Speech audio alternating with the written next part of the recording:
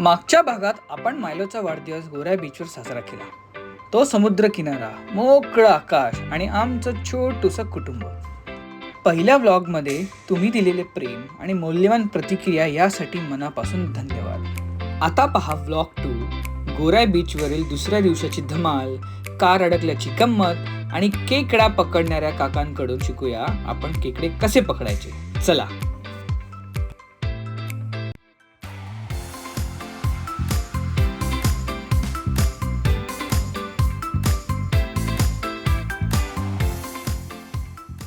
बीचवर धमाल झाल्यावर डायरेक्ट पोहोचलो हॉटेलच्या पूलमध्ये आणि तिथे आई आणि तेजश्रीने पाण्यातल्या झुल्यावर बसून मज्जाच केली.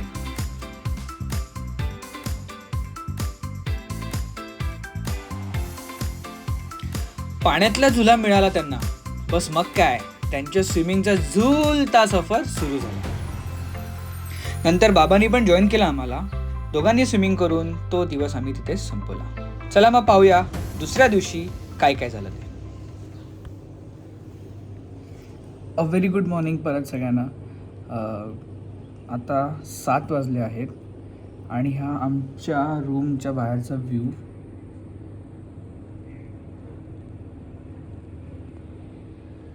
मी आता पूर्णपणे गिअरअप होतो आहे आणि निघतो आहे. बघूया बाहेर काय आता गोराई साईडला ठेवलं आपल्यासाठी. चलो.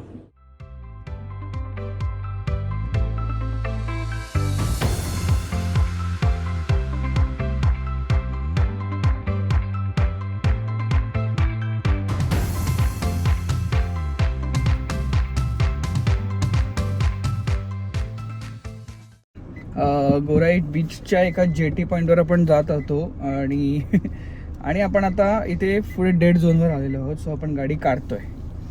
रिव्हर्समध्ये मी घेऊन चाललो आहे सगळ्या. अशा काही गोष्टी असतात, सो आपण ते फॉलो केले पाहिजेत.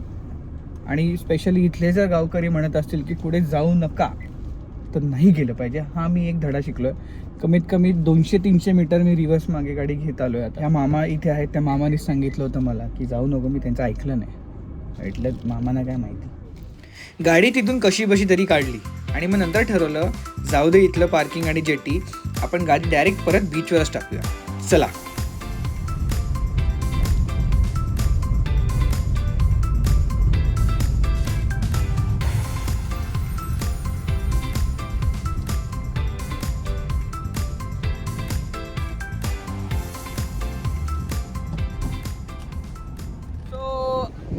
Change in plans. गाडी तिथून मी काढली कारण का मला नंतर कळलं गुगल मॅप्समध्ये की आपण डायरेक्ट आपण दुसऱ्या साईडच्या बीचवरच जाऊया. सो आता मी इथे एक जेटीवर आलो आहे गोव्याच्या आणि तुम्ही बघू शकता पूर्ण समुद्र हा एकदम एक्स्ट्रीम, थोडा मॉडरेट एक्स्ट्रीम लेवलवर आलेला आहे. हवा फार सुटलेली आहे आणि दिसेल की नाही माहीत नाही, पण इथे ही बघा, इथे गाडी लावलेली आहे या साईडला. इथे ही गाडी पार्क केलेली आहे आपण या साईडला आणि this is how the beach is as of now.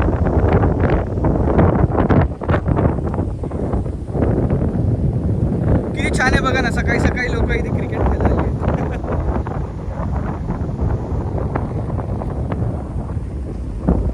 आणि आपण आता जात आहोत या व्ह्यू पॉईंटवर, या जेटीच्या पॉईंट. ड्रोन आणला आहे मी. दिस इज हाऊ दी ड्रोनची बॅग आहे ही. ड्रोन आणलेला आहे मी. हाय स्ट्रॉंग विंड नोटिफिकेशन आलेलं आहे. म्हणजे जर इथे माझा निओ काढला किंवा इवन दुसरा मिनी प्रो वगैरे जे काय असेल ते जर इथे जर आणलं तर तो लिटरली उडून जाईल. उडून जाईल म्हणजे खूप लांब जाईल. आम्ही केरलाला गेलो होतो आता रिसेंटली. त्याचं काहीच आम्ही व्लॉग टाकलं नाही. बाय द वे ते पण तुम्ही आम्ही टाकू. सॉरी, फंबल होत आहे. आम्ही टाकू आणि तुम्ही ते बघा. इथे जी हवा सुटली आहे त्याच्या 4 टाइम्स मुन्नार आणि केरलामध्ये आम्ही एक्सपिरियन्स केला आहे. तिथेही ट्राय केला होता ड्रोन काढायचा, पण नाही, नको, रिस्क नको म्हणून. इथे छान आहे सगळं, फार सुंदर आहे. हवा फार सुटली म्हणून मी ड्रोन काढत नाही आहे. नाहीतर मी ड्रोन शॉट्स नक्की इथले घेतले असते. गोराईच्या ह्या जेटी पॉईंटवर पोहोचून मला निसर्गाची तीव्रतेचा एकंदरीत अंदाज आला. पण तिथेच मला एक काका दिसले. ते फिशिंगचे नेट्स घेऊन काहीतरी करत होते. त्यांना बघून माझी उत्सुकता वाढली आणि मी लगेच त्यांच्याकडे जाऊन पोहोचलो.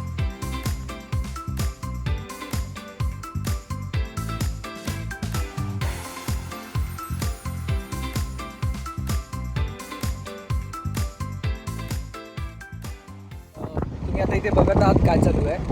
अर्ध्या तासात हा अर्धा समुद्र भरून जाईल इथे थोडा एंडपर्यंत, याचं हे काका म्हणाले. इथे ती आता जाळं टाकून ठेवत आहे. बघूया आपण, मला वेळ मिळाला तर मी अजून 15-20 मिनटं थांबेलच.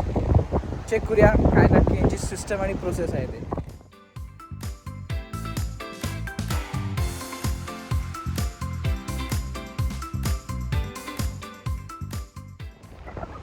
म्हणून मित्रांनो, बीच साईडला कधी पण गाडी लावायच्या आधी ना इथल्या स्थानिक मच्छीमारांना, रहिवाशांना विचारायचं की मी ती गाडी लावू का, कारण का त्यांना बरोबर अंदाज असतो. आता मला अजिबात वाटलं नव्हतं की 15 मिनिटात इथपर्यंत पाणी आहे, कारण का मी तिथून म्हणजे त्या पूर्ण एंडपासून तिथून एंडपर्यंत तिथे ते पुरं क्रिकेट वगैरे खेळतात तिथून मी चालत आले तर इथे काही नव्हतं. 10 मिनिटात थोडंसं भरून झालं आहे अर्ध. आणि ह्या काकांनी मस्त इथे आतमध्ये ना चिकनचे लेग्स आहेत, चिकन लेग्स. आणि ते आता त्याला मी विचारतो ते येत आहेत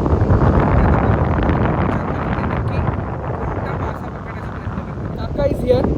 काकांना पण विचारूया कोणती मच्छी पकडताय. काका सावकाश या, कसली मच्छी पकडताय? खेकडे पकडताय? अरे वा, म्हणजे एवढ्या वरती येतात खेकडे?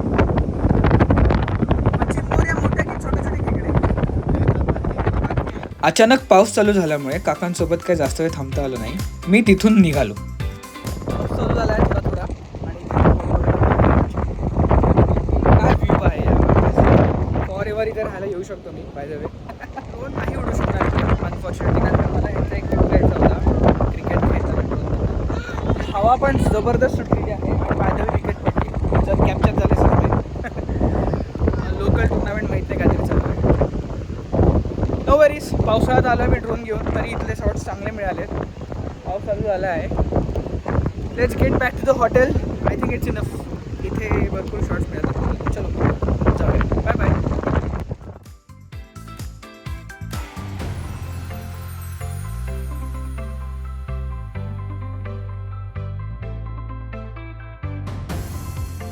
सो फायनली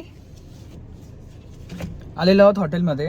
बघूया आपला तर डॉगी काय करतोय, कारण का काल जाम धमाल केली आहे. बाय द वे खरं सांगायला गेलं तर त्याला सकाळी वॉकला घेऊन गेलो होतो मी, पण तो परत झोपला. कारण का मी गाडी जेव्हा ऑन केली, कारण त्याला लगेच गाडीचा आवाज आला आणि मग तो लगेच पटकन उठला आणि भुंका लागला की कुठे या. तर मी त्याला घेऊन आलो, वॉक केलं, त्याला फ्रेश झाला आहे तो. आता बघूया तो काय करतोय. आणि ब्रेकफास्ट करून इथून डायरेक्ट बॅक टू होम.